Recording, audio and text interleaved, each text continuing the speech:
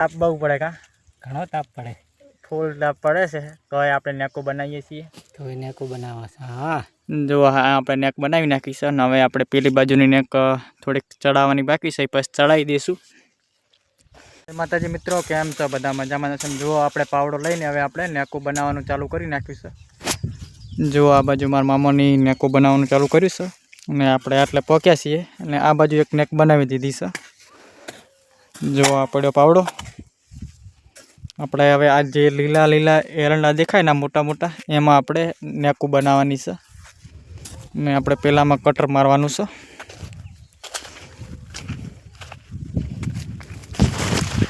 જો મામા કેવો તાપ લાગે? તાપ બહુ પડે કા ઘણો તાપ પડે, ફૂલ તાપ પડે છે તો આપણે નેકો બનાવીએ છીએ. તો એ નેકો બનાવવા છે. હા જો હા આપણે નેક બનાવી નાખી છે અને હવે આપણે પેલી બાજુની નેક થોડીક ચડાવવાની બાકી છે, પછી ચડાવી દઈશું. જો આટલી પાળી બનાવી છે, અંદર પાણી આવશે. હવે બે બાજુ પાળી બોધી દીધી છે, આ એ પાળી છે ને આ એ પાળી છે. જો આવી રીતે આપણે અંદર પાણી આવશે. એરંડામાં બધામાં હવે નેકો બોધી અને જો આપણે અહીંયા પાળી બનાવી ગઈ છે. હવે આપણે આ એક ચેરો બની ગયો કહેવાય.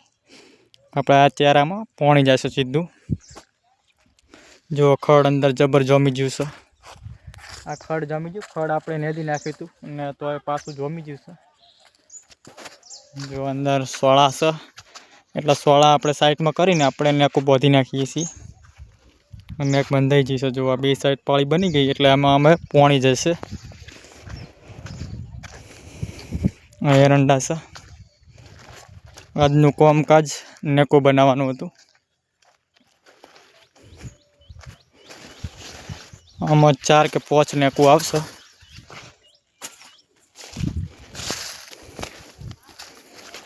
જો અહીંયા પાવડો પડ્યો છે. જો એરંડામાં મોટી મોટી માળો આવી ગઈ છે. જો આ માળ આવી ગઈ છે. હવે આમાં પાણી ચાલુ થશે દિવાળી ઉપર, એટલે આપણે નેકો બનાવીને નાખી દઈએ. અને જો અહીંયા ગવાર છે, ગવાર છે. અહીં જુઓ ફળીઓ આવી ગઈ છે. આપણે જેટલી ભાઈ નેકો બનાવવાની છે હું તમને બતાવું.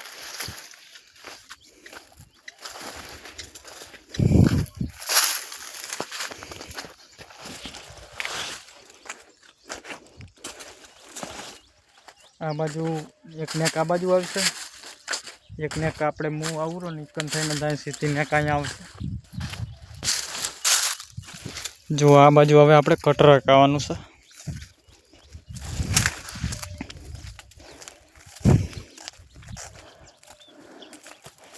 જે આ બાજુ દેખાય ને હુક્કા વરસાદના લીધે બળી ગયેલા એરંડા, એમાં આપણે કટર મારી દેવાનું છે. એમાં નવીસરથી નવા એરંડા વાવવાના છે. એટલે હવે એરંડા આવા થશે ત્યારે આપણે આમાં નેકું નાખવાનું થશે. તો કડી એમાં કામકાજ કોઈ નહીં રહે. પછી આપણે આમાં વાવશું એરંડા ને પેલા ભાગમાં જે બળી ગયા એરંડા એમાં વાવવાનો છે રાયડું. રઈ વાવવાની છે, શાકમાં નાખવાની આવે ને એ રાયડું અલગ આવે, એ મોટા દાણા આવે ને રઈ થોડીક નાની આવે, એ એમાં વાવવાની છે. અને આમાં આપણે એરંડા વાવી દેવાના છે. જો આજનું આમાં આ જે કટર આવશે, કટરથી આપણે હાંકી દેવાનું છે. જોઈ કેવી રીતે હાંકવાનું. જે લીલા લીલા એરંડા દેખાઈ રહ્યા ને આ બાજુના ભાગમાં નથી હાંકવાનું, ને આ બાજુ સુકાઈ ગયેલો છે એ ભાગ હાંકવાનું છે. આ શેદડાને પોસરું સીધું કરી દેવાનું છે. ત્રોસમાં હાંકવાનું છે. એકને કાંઈ બનાવી છે. જુઓ આવી રીતે બધું હોય. આ પાણી વાળવા માટે આમાં પાણી ચાલુ થાય, પાણી આમાં જ આવે બધું ને હમણાં નેક જાય. આ બાજુ આપણે પાણી આવી જશે. આ બાજુ બધું આજે હુકા એરંડા છે, થોડાક લીલા છે એટલે આમાં કટર હેડશે. આ ઝાર છે, ઝારની અંદર હવે આપણે વાઢવાનું ચાલુ કરવાનું છે. નવરાત્રિ પતે એના પછી જો ઝાર મોટી મોટી થઈ ગઈ છે. આ ઝાર આપણે વાઢવાનું ચાલુ કરવાનું છે. એ ઝાર મોટી થઈ ગઈ છે. હવે એમાં ટાઈમ થઈ ગયો છે વાઢવાનો, પણ હવે એને પછી વાઢશું. જો મેં તમને જામફળી બતાવી હતી નહીં, આવેલી જામફળી.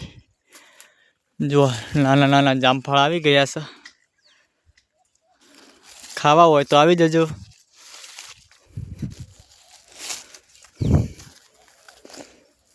હારી જાર વાટવાનું ચાલુ કરવાનું છે. નવરાત્રિ પછી જુઓ ચેવડી મોટી વધી છે. ને થોડાક આમાં પણ આપણે થોડાક એરંડા છે એમાં પણ કટર મારી દેવાનું છે. કશાય કોમના નથી એટલે આ ઝારવાળામાં રાયડું આવશે ને જે ઓલા એરંડા બળી ગયા ને એમાંય પણ રાયડું આવશે.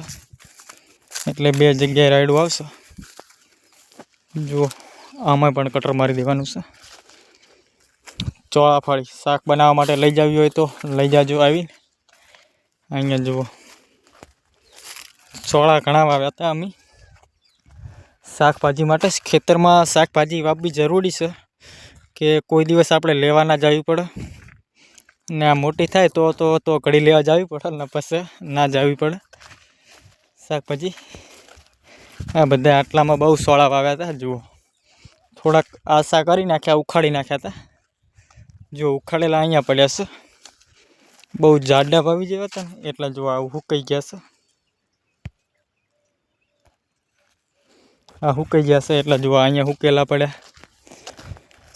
ધીરામાં થોડુંક લીલું પડે છે. આ બધા સોડા ઉખાડીને અહીંયા નાખ્યા હતા.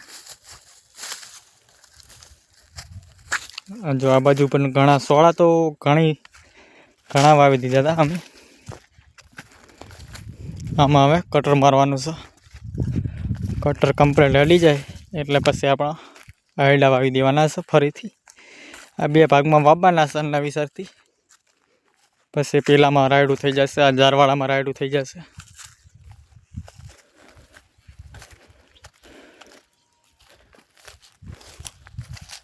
વિડીયો ગમ્યો હોય તો લાઈક, શેર અને સબસ્ક્રાઈબ કરવાનું ના ભૂલતા. દરરોજ હું આવા બ્લોગ લાવીશ. જય માતાજી મિત્રો, થેન્ક યુ.